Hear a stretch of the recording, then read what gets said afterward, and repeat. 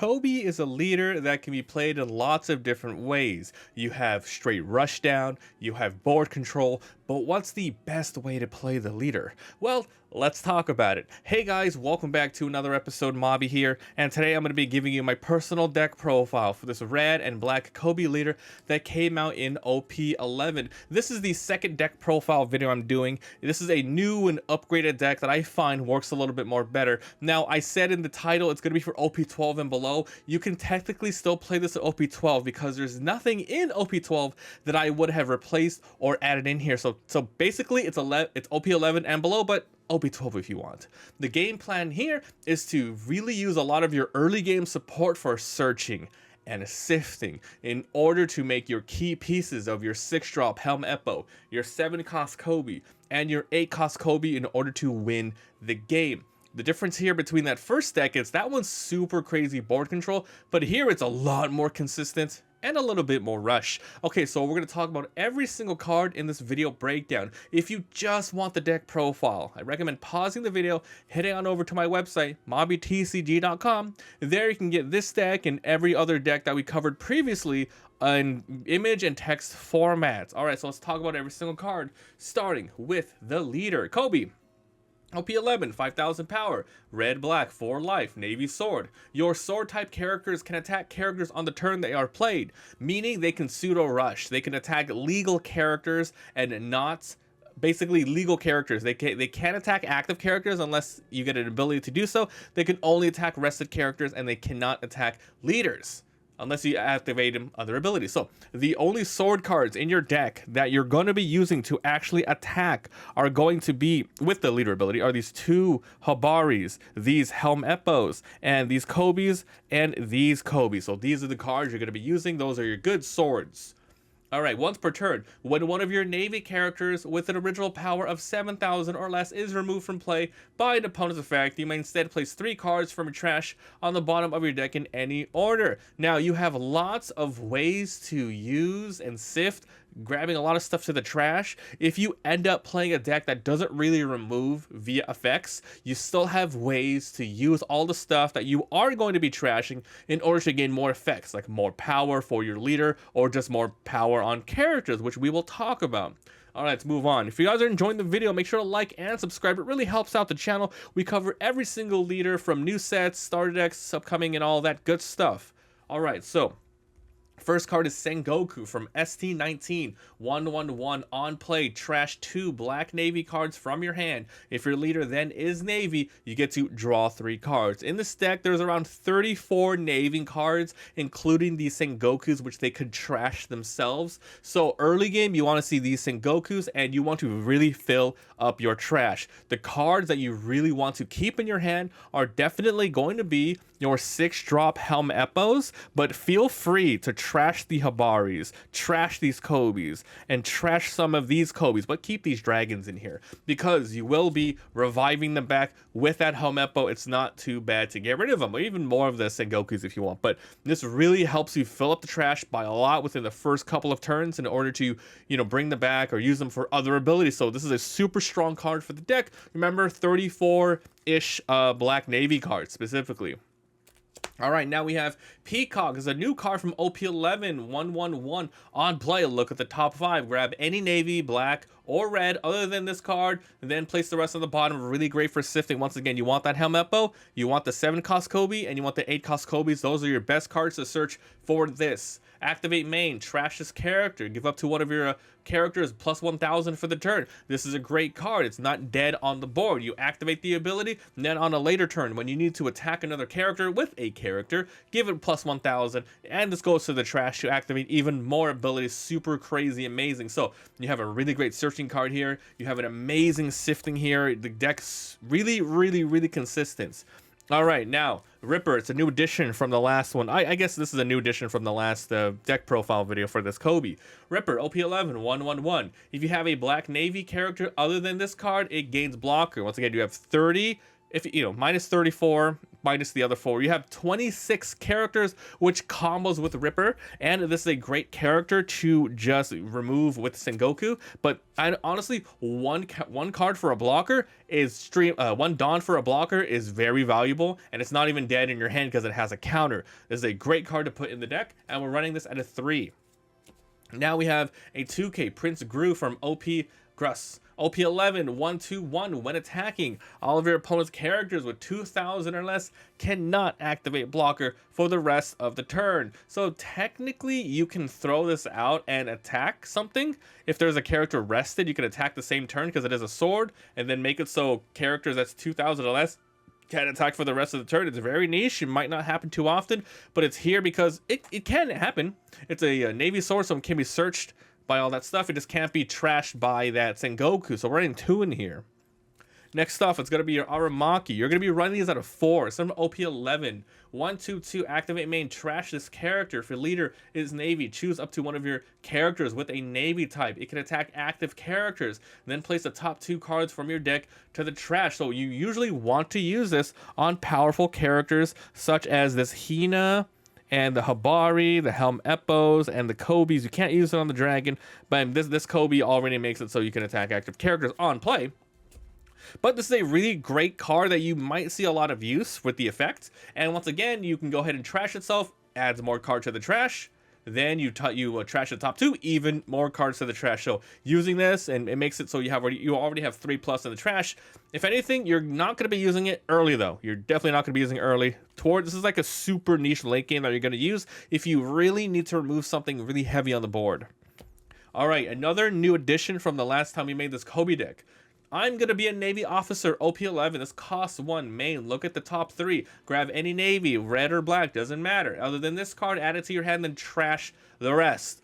Really good. You trash the rest, you activate a lot of other abilities, only costs 1, not a problem. And the trigger here lets you just use it right away. It's a great addition. So there you go. And that's not even the last of the searching cards we have of the deck. We then have Brenu from OP3. 2-3-1 on play, top 3, 1 Navy. Other than this card, then trash the rest. It's basically just this, except it has a body and a trigger. If you put this on the board, only 2 Dawn to make it a 5,000, so it's not bad if attacking. But check it out: 4 searching cards, 8 searching cards, 12 searching cards, and trashing and sifting. So not really searching, but this one really, it gets you another card and you get rid of trash. Once again, this deck, in the first 2 or 3 turns, trust me, if the things align, your trash is going to be filled up to 5, 10 to 15 cards in order to really make use of stuff. So this is a super consistent deck. Now we have something a little weird here. This is Sanji from OP10. 3-3-1 on your turn. This character gains 3,000, making it a 6,000 attacker. When this is KO'd, you get to draw 1 card. So we have amazing amounts of supports here, but not much after that. This is going to be one of your 3 costs that you can actually play, do some damage on the board the following turn, and if your opponent attacks into it, they're not attacking your leader, they instead destroy this, and you get to draw 1 card. So 3 Dawn for a 6,000 and getting a card back later, that's not too bad. You can't really trash it with the Sengoku, but the value is there, and that's why we're talking about this card. Time for another inclusion of a new card. This is Hina from ST19. 4/6. This is a brick in your hand. With 1 Dawn activated during your opponent's turn, this character has a 4 cost, making an 8 cost, which doesn't matter for the deck. However, it is really good defensive-wise for cost-based effects. Activate main once per turn. You can place 1 card from your trash to the bottom of your deck and give your leader up to one of your characters 1 rested Dawn. Because you have so many cards in the trash, and especially if your opponent is not removing things, in order for you to remove 3 from the trash on the bottom of your deck, you're going to be using this every single turn.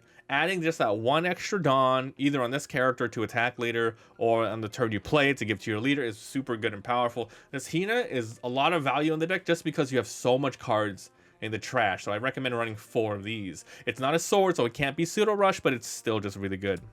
Next, we have more 2Ks here. This is very good. It's from OP11. 4-5-2. On play, your opponent places 3 events from the trash to the bottom of your deck. This is a super niche counter if your opponent has a lot of events in the trash and they want to either bring them back, or if they have a lot of cards they need, it'll counter that. but it's primarily going to be used for just a searching 2K, and it's also a black navy that you can use to trash when Sengoku. Not much here, but it's, you know, it has some use, so we're running 3 of these. Alright, so Hibari, this was in our last deck, however, we are now running only 2 of these. You don't need 4. Hibari, Sword and Navy from OP11, 5/6 and is a brick. On play, give up to one of your opponent's characters -2,000 for the turn. When attacking, this character gets 1,000, making it 7,000 attacking.